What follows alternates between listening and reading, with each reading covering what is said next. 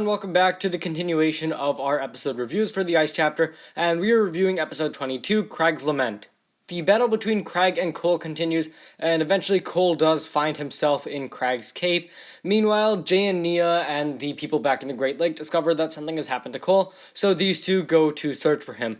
In the cave, Cole believes that he's in danger from the Yeti, and so he uses an icicle to trap Krag. However, he soon discovers that Krag's family has been killed by the Ice Samurai, and so he buried them. So Cole eventually frees Krag, and Krag does some crazy dance, and they become friends suddenly.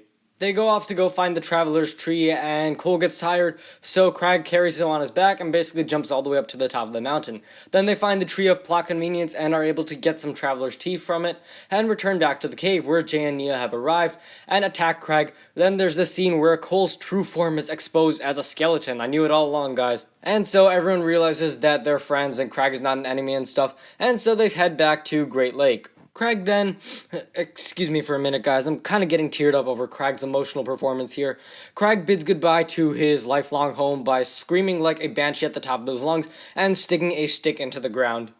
I want to first say that I really like the way that they did approach Krag, rather than him being yet another just monster type character that really isn't a character at all. It's just something that the ninja can fight, and Krag is not that. When I saw him first in the trailer of season 11, I thought it might be the other way around, with the bird actually being more important and then Krag just being that filler monster, but it turned out to be the other way around, and I think what they did with Krag was pretty cool. I like this idea of the best way to defeat your enemy is to make them your friend. I like that that is being reinforced, and then there's also Krag's backstory, which adds a lot to his character.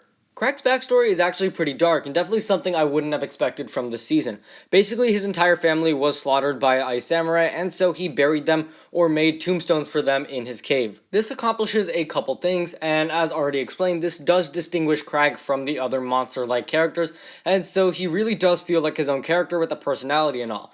And secondly, this also adds more to the Ice Emperor too, and that means that Zane will have to deal with the guilt of having killed Krag's family, and this is why it's especially important that they give Zane a better ending than just simply the power of friendship. So yeah, in conclusion, Krag is definitely a nice, fresh approach to the filler monster. This season has done so many of these filler monsters. We've seen the beetle, we've seen the bird, and I'm glad that Krag is not yet another one of them, and that he does have a bit more personality. Now, I also liked Cole's continuation of his story. I was definitely getting some Season 10 vibes from Cole in this episode. You know, the guy who talks to himself and remains calm in these really intense situations. And I feel like that was great because in the Fire chapter, Cole had basically no personality. He just felt like a pointless character who was basically just there to have a soda hat. And this definitely adds some more meaning to his character. Sure, the story is not perfect. It does have its flaws, of course, like anything does. But I do feel like this is a lot better than what we had been seeing from him in the Fire chapter. At the start of the season, Cole was just really a black and white outline. And the story, although not perfect, does succeed in coloring him in and bringing back that life that was really absent at the beginning of the season. So I do want to say huge thanks for actually doing something with Cole's character and bringing back that side of him that really wasn't present at all when the season had started. Next up, and I don't want to get ahead of myself here, but next up is Jay. Definitely I'm hoping they do something with this character in season 12 or the future seasons because he also needs it. So anyways, speaking of Krag, he's a fine character and all, but there are definitely some aspects about him that were not working.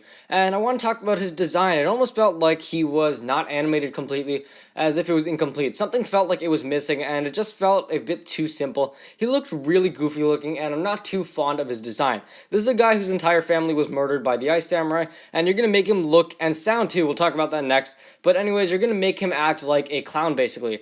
Now, Krag does have a voice actor. I believe that he's voice acted by the guy who did Iron Baron, Char, Cruncha, and Knuckle. And he just sounds really, really weird. This is probably the worst part about his character. No offense and all, but again, it just sounds really, really goofy. And I wanted something a lot more serious. Again, going back to this idea of him being a guy who was greatly impacted by events in his life. And he just sounds really silly. I don't really feel like I can take him seriously, and it's just pretty annoying at points. Even that part of him wailing at the end, that's just a way too dramatic scene. This is a guy we just met in basically this episode. I mean, he was just at the end of the last episode, and you're giving him this dramatic of a scene where he's basically screaming, and this just felt like it was really forced. It just didn't really work, didn't draw out any emotion from me. It was just a kind of odd scene, very dramatic too. One more thing to add for the voice acting, in the scene where he picks up Cole and spins him around, and the scenes where Krag is excited, the excited voice acting just doesn't sound good at all. I mean, it doesn't sound natural, doesn't really work with a monster-like character like this. I don't know if there was another way to do it, but I don't feel like this end result was something that was pleasant to hear. And speaking of that scene, the last thing I have to say about Krag is that animation when he picks up Cole and spins him around in circles. This was just not an appealing animation. It was very odd to watch. I did not like watching this animation at all.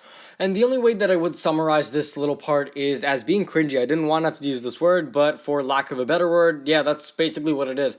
Didn't look or feel natural at all, and so I definitely didn't like this animation. And then there's also Jay and Nia. They're not bad in this episode, but I feel like they maybe shouldn't have been in the episode at all. Of course, them going after Cole makes a lot of sense in the story context, but they just don't add that much for the episode, and them being in it kind of feels pointless. So to summarize, talking about plot, I feel like this definitely was a lot better than episode 21. I loved how they reshaped the events of Krag's attack on Cole from a new perspective, basically showing that Krag was actually trying to save Cole instead, and I feel like that was done pretty believably. It's hard to do that, but I think they did it right in this episode. As for characters, Cole is also pretty good. I like the continuation of the story from the previous episode, and Krag is interesting too. Again, I love the take on the giant monster thing for this episode, and they're finally breaking away from that idea of a monster being used only for filler. As for Jay and Nia, they were kind of pointless. Not too much for action, actually. I mean, you have the ninja arriving in Krag's cave at the end, but that fight was pretty forgettable, to be honest, and I don't think it really needed to happen. And for emotion, this episode did succeed in that. I loved Krag's backstory, and it's really good. It adds a lot of meaning to his character, and also there's the setup for Zane feeling guilty about that too. And this also makes Cole's character arc more believable with Krag as well. Now, there is the final scene at the end where Krag is saying goodbye to his home, and I don't think this was done well. It felt just really over dramatic, and I feel like it could have been improved by a few minor changes. Basically, don't have Krag screaming like that, and I think you have a good scene.